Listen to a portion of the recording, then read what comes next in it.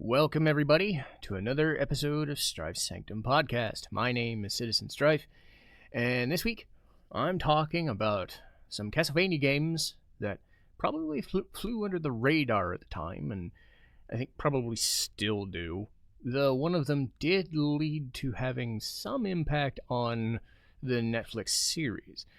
So I'm going to be talking about Castlevania Lament of Innocence and Curse of Darkness. So I've done double bills like this before, namely for Aria and Dawn of Sorrow and Portrait and Order of Ecclesia, or Portrait of Ruin and Order of Ecclesia, so I'm diving back into it again. This one because these are the only two games that were available for the PS2 under the Castlevania banner, because those were made kind of while, like, Harmony of Dissonance, Aria, Dawn of Sorrow, Portrait of Ruin were being made for, you know, the Game Boy Advance, the DS, whatnot. All things being equal, the 2D games are mechanically better. They just are. But I do still find fondness for these 3D games, either due to just being in 3D as a unique selling point, or I would say the music and the story and the voice acting, because again, those games on the handheld platforms didn't have much story, and they didn't have much voice acting, if at all. So it was nice to have something a little more fleshed out, and I guess epic would be a term, but still in that vein of Castlevania where there's enough story without it getting in the way. Like, you're not playing a Castlevania game, and I've said this about Castlevania, I've said this about Mega Man, you're not playing those games for the story. I mean, you can get something out of it, but you kind of know what you're in for with these. But the uniqueness about this is it wasn't like directly copying Devil May Cry, because that was being kind of developed around-ish the same time. So if they did know about it, I'm pretty sure they took inspirations, if nothing else, but I don't think it was a direct rip-off of it. Obviously, Devil May Cry was more successful at it, and they stuck with that formula. I think they did what they did with the 64 games and whatnot. I hadn't played those, so I don't know how they translated to this, but trying to do something different rather than just doing another 2D game like Symphony of the Night, because that was the last one on a console platform that was, 2D. And it serves as a counterpoint to those 2D experiences. And for me, when I go back and I watch them, or, God, I've played them so many freaking times at this point. That's why I'm kind of flying off the cuff here rather than using a point-by-point reference. Was these were things that I remember playing a lot of. And I wasn't necessarily good at them, mind you. I'd say I was better at Curse of Darkness than I was at Lament, but Lament I found a little bit of an easier game, though some of the later bosses still kicked the shit out of me. And a lot of that comes down to the control scheme and the camera. I find wandering around the castles in Lament easier. The main character, Leon Belmont, in that game, voiced by Dave Wittenberg, he just runs in. So I'll just set the scene for that one, and I'll set the scene for Curse of Darkness later. This is the origin story. So they took Castlevania all the way back to late 11th century, and Leon is an order of Holy Knights or Templars or something like that, and just gives away his title because his fiance or soon-to-be wife Sarah is kidnapped by this vampire Walter, voiced by Jameson Price, or Jameson Price. I keep forgetting how he says it. But Leon is going, and it's not Castlevania. It's a castle. It's not Dracula's castle. This is before that. But there is a Belmont. There is a whip, but it's not his. The whip he gets in question is from a person named Ronaldo, voiced by Michael McConaughey. He runs a shop, and his whole thing, as is revealed through several different cutscenes, is that he's challenged Walter again and again and again, but he has these gems. Specifically one, I think, I forget if it's the Crimson Stone. I think that's the one that Dracula ends up getting. But Walter has his own, where it transports his domain, whatever it is, just a small thing on the map, to Eternal Night. And his whole thing is he's playing a world's most dangerous game kind of thing, where he is like, challenge me because I feel bored. Because he's immortal, essentially, and just wants to have fun. Okay, so Leon comes in with this whip. That's not the vampire killer yet. And he joins in and says, I'm going to beat the shit out of you. The way the castle works is he has to go through 5 different stages. The House of Sacred Remains, the Anti-Soul Mysteries Lab, so kind of an alchemy lab looking thing, the Dark Palace of Waterfalls, big old sewer system area, because there's always one of those fucking things. If there's a Castlevania game, there's a big sewer system level, just the way it is. There's a clock tower, there's a sewer system level. There's always one. There's always those. Doesn't matter. And funny enough, Curse of Darkness has a clock tower level. Gee, who could have figured? Then you have the Garden of Forgotten by Time and the Ghostly Theater. I forget whether the Ghostly Theater or Garden Forgotten by Time were technically like last. It's kind of like a Spirit Temple, Shadow Temple kind of thing, where they were kind of set as the final one, but they changed which boss is where, or they switched which order you go in, sort of thing. It doesn't really matter in the end. They switched it around, and the only reason I know this is because I was listening to the OST recently and noticed that Succubus was in the Garden Forgotten by Time spot, but that's it. That's where Medusa is in the game, so I'm wondering if they switched it. I don't know if that's confirmed or not, but I don't know. I think it thematically fits better that Succubus would be in a theater as opposed to being in a garden, because a garden you could have stone statues, and that's where a Medusa head would live, because of course. But yes, you go through these areas, and what I will say is one of the drawbacks of this system, there's a few things. A lot of it is you're just fighting dudes. There are puzzles, but it's mainly just step on a platform and,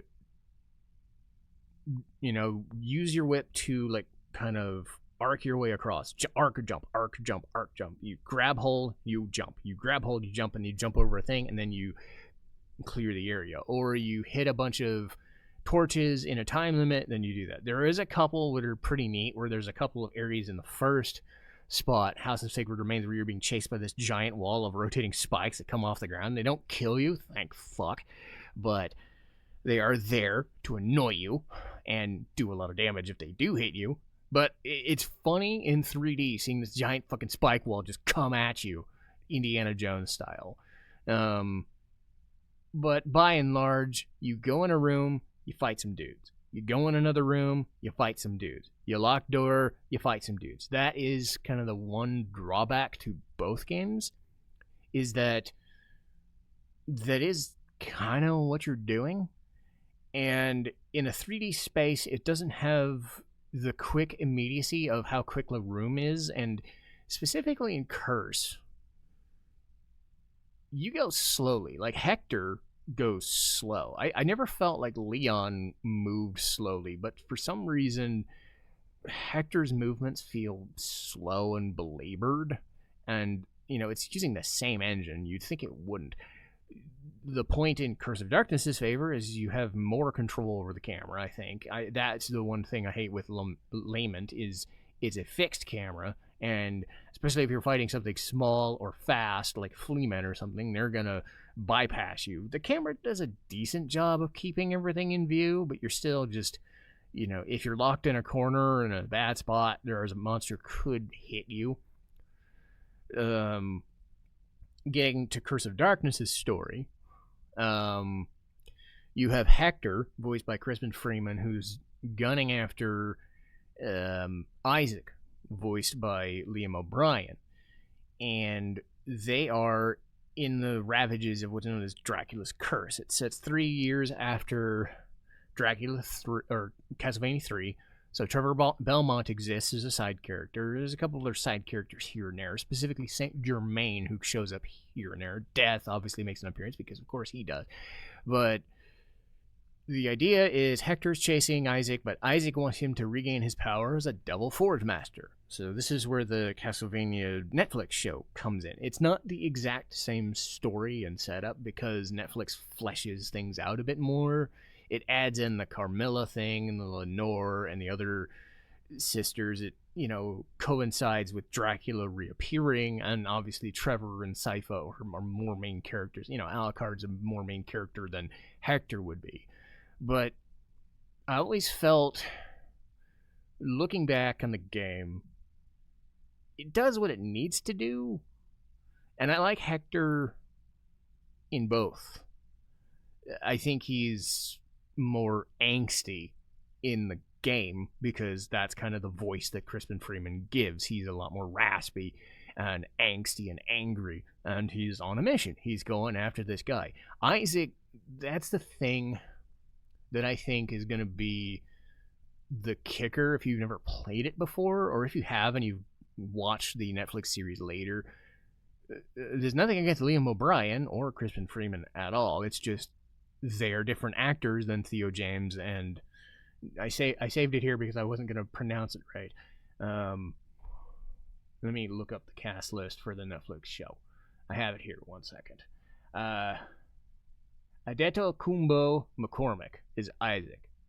So when I saw the Netflix show for the first time, it caught me by surprise because I knew Hector was in it, and obviously Theo James is a different style voice actor. He's going to be more subdued, and the way the story goes, he's not like completely against Dracula from the start. He's just more, I wouldn't even say a wuss, just more subdued. And that's how Theo James plays it. But McCormick, because obviously a different descent, different race, they completely changed his backstory for better, honestly. Because Isaac in the game, is weirdo. Think of Kuja if he had orange hair. Very theatrical, very, I love beating the shit out of you, kind of Kafka-ish in that way. And it's not distracting. And again, it's just different because the animated show is going for a lot more deadpan, dour, sometimes humorous, but just very dour sensibilities. And I think McCormick was a good choice because you basically change him around to being this vengeful person who's been downtrodden by racism and being poor and having a bad upbringing with this master that he served, and now is serving Dracula as Devil Forge Master. And they go into a much bigger scope with what Devil Forge Mastery is because they can allow to be. They change it up, but they do enough of it. So again, it's a change of pace because there's aspects of Curse of Darkness that show up in this. Namely in 3rd and 4th season, Saint Germain, again, played completely different, played more goofy and comedic, rather than in the game where he's this time-traveling sort of seer of things who can or can't get involved, is incorporeal, is immortal, isn't immortal. He's a normal guy, alchemist person in this, and he's trying to, or in the Netflix version, and he's trying to save somebody or find somebody in the Infinite Corridor, which is a stage in Curse of Darkness, one of the later stages. It's weird seeing the inferences and the references from that in the later show, but for what they were doing and what they were trying to do, the two games are enough story-wise. Seeing Hector basically chase after Isaac like a man possessed, because he is, and trying to not succumb to the curse is an interesting enough story, and that's all you really need when you're going through 10 stages of fighting dudes. And much like Lament of Innocence, you're fighting more dudes. You get a little bit more versatility. He acts a lot in the way that, say, Soma does or Alucard does. He doesn't use a whip. He gets to use swords. axes, lances. He even uses a shield. Like, you can do a spiked shield thing and just kind of bash people from the side, or use the things. He has the added impact of being able to use, unlike Leon, who uses the traditional sub weapons, he gets to use innocent devils, essentially devil forge mastery. So he gets access to like 3 or 4 different ones, kind of a scouting bird kind of thing that shoots like bombs. There's a healing fairy type, or a sprite, and then there's these big hulking fucking monster looking things that punch dudes. And that's where his versatility comes from. You get like a little crafting system, and you make better weaponry, and you level that up. Leon doesn't really level up other than the traditional way of getting HP ups and MP ups, and when he beats bosses, he gets access to different styles of sub-weapons, because the traditional ones, the knife, the cross, and I knocked into my microphone there, it's still working. The knife, the cross, the axe, holy water, 5 or 6 different ones, but because he beats bosses in the 5 areas, he's able to change what they are. So you could be an axe that shoots across the screen. It could be multiple axes shooting across the screen. It could be an axe weaving in and out of the screen, or it can be an axe weaving through the screen and then back. Or, say, the cross weapon could be him dashing with a cross symbol. It could be a big cross circling him. It could be a bunch of things. There's like 12 or 15 different things that you can do. Actually, no, now that I think about it, it's like 7, because there's another orb you get if you beat a specific like hidden boss, which I think is the creature, and I think it's a reference to Beelzebub in Symphony. I think they're technically different, because that one had flies and weird shit flying around it like it was a deceased corpse. This one is more of this thing that's just shooting a giant laser at you and throwing rocks at you while hanging from the ceiling. So it's like sort of the same, but not really. But you fight that, you get another orb. So there's like 6 or 7 orbs you can get, and you can change all the sub-weapons. So you get your versatility from that. Otherwise, you get elemental whips to use. So both games offer different ways of playing. If you want to do the traditional whips and sub-weapons, you go with Lament of Innocence. If you want to go with kind of the Aria of Sorrow, Symphony of the Night, I've got multiple weapons and sort of crafting, but not really. You do this in Curse of Darkness. So I can't say any game is any better or worse than the other, because they stand as their own thing, and they do different things. Music-wise, it's done by Michiru Yamane, who was doing most of the, symphony, harmony of dissonance, Aria, Dawn of Sorrow music at the time. So a lot of the same motifs would be there. You'd hear it in kind of fuller display, because the PS2 is more powerful than a handheld's ever going to be, until, like, say, the Vita or something, But it's also a bit of a change of pace, because a lot of the music is not done in that MIDI style, like later PS1 style vibe. It does feel like more orchestral, more not subdued, but again, orchestral style. There's not a lot of like super heavy tracks unless you're fighting bosses. And other than a few instances, you're not going to hear, something as cool as, say, the Tragic Prince, because I always kind of remember that from Symphony of the Night being like my favorite track. There's nothing as good as that. I do like some of the tracks that are available. Like in Lament of Innocence, my favorite is House of Sacred Remains. It's nice, subdued, like slower, softer, very sad and somber and morose or melancholic feel to it, and then it drives into a beat midway through the song. Let's see, Anti-Soul Mysteries Lab is a nice driving, like techno-y kind of thing. Dark Palace of Waterfalls is honestly my favorite of the 5 areas, because it's, again, very dark, but done in a kind of I don't know if anybody's ever heard the Fort Dragonia-ish theme from Chrono Cross. It's kind of like that. It definitely feels like you're in a dark, icy, cold environment, but you're driven to getting through that area. So the 2 or 3 minutes you're listening to the song, you're hearing this interesting music as it's getting you through these catacomb areas.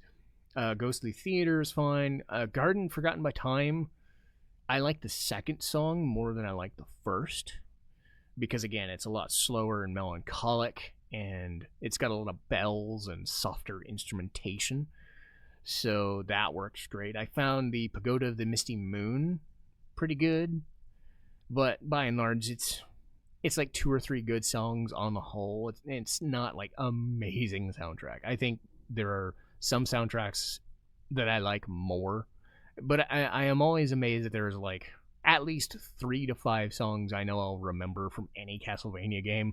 But I would say Symphony of the Night has more memorable tracks. Aria of Sorrow, Dawn of Sorrow. I would say Aria. Yeah, Symphony of the Night, Aria. This is not on par with those. Belaboring the point. Curse of Darkness, kind of the same thing. The Abandoned Castle is really good. The Cordova Town, which is a like cool guitar riff mixed in with a techno vibe. A couple of the boss themes are good, but again, I'm not like bowled over by the soundtrack all that much. But I can't say I hate it. I'm just not so impressed by it that you have to go out of your way to listen to it.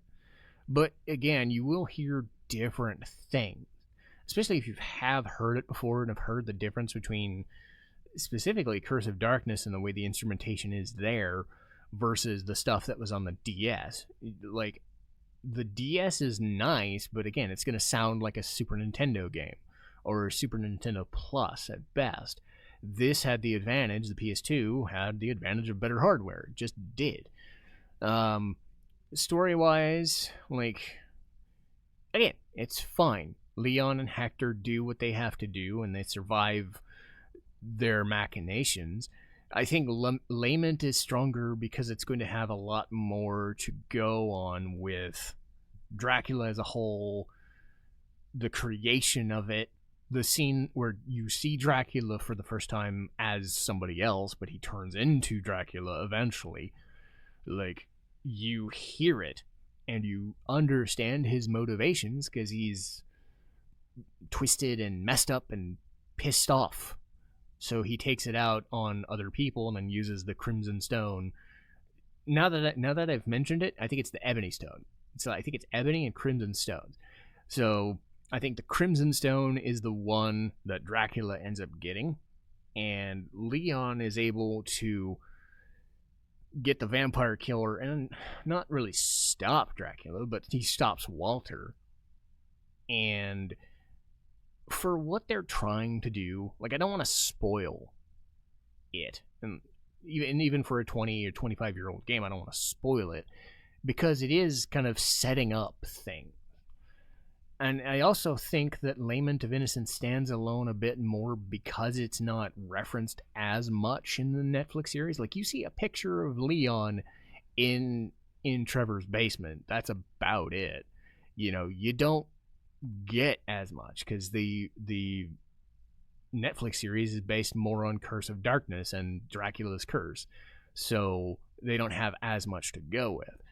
So, you know, Lament of Innocence on its own, its story is going to stand up on its own, because Curse of Darkness, you're constantly going to be reminded that, you know, 15, 20 years later, they're going to do a Netflix series and honestly do a lot of that stuff better, because it's not bad, it's just it's a Castlevania story, you know, portrayed well, but nothing about any of these games is like transcendent, amazing. You gotta go out of your way to play them, but they do stand as time capsules, especially for that early and late PS2 era or mid and late PS2 era where it's like any game that could ever happen existed. a 3D Castlevania game. Those were fairly rare. And they don't exist anymore because Lords of Shadow happened, and a lot of people don't want that to have existed. I honestly never played those. I don't know if they're any good. But it's just like Castlevania exists as a 2D franchise, so it's hard to make a 3D franchise work in that sense. Later games in Mario and Zelda had more practice at it, so they get better at it as they go. But Castlevania did a foray into 3D, and then they kind of stopped. The 2D stuff, and specifically Bloodstained, later on, and now Belmont's Curse, that stuff is 2D. One, because it's easier to translate from the old school, but also because games like this exist. And again, I'm not saying I hate these games. I liked playing them for what they were, but they exist off in their own little weird world. They're enjoyable for what they are, and if you played them, I would say Lament of Innocence is a better story experience. Curse of Darkness is a better gameplay experience because of the variety of levels, because Curse of Darkness doesn't exist in a castle all the time. You go from a castle to a mountain to a forest to aqueducts to whatever. You're doing the Order of Ecclesia thing where you're going to different places and doing different things. You're doing the same corridor fighting of dudes, but at least the areas themselves are different. So it does feel a bit more expansive. So gameplay-wise, I'd say Curse of Darkness is better. Lament of Innocence is probably like a harder final boss, but Curse of Darkness is like harder in general. But take it for what it's worth. I remember being able to access it. I don't know if the PS5 still has a copy available, and that's another one of the main issues, is that unless like Legend of Dragoon, where it gets re-released on PS4 or PS5, you're gonna have a hard time playing this again. But it's still like, if you can experience a playthrough on YouTube, do that just to see what they did with the franchise, because kind of the goal was to make something different, and they succeeded. Because Castlevania isn't just a platforming franchise. It isn't just a Metroidvania franchise. They dabbled in action platforming. They dabbled in 3D gameplay, a lot of hack and slashy stuff, and it worked to the most extent. It's perfectly serviceable, veering on good, and honestly stays good most of the time. It just won't stack up to, oh my god, I played Symphony of the Night and Aria and Dawn of Sorrow and loved the hell out of that system. They refined the shit out of that, and they had like 5 or 6 tries at that. This had 2, right?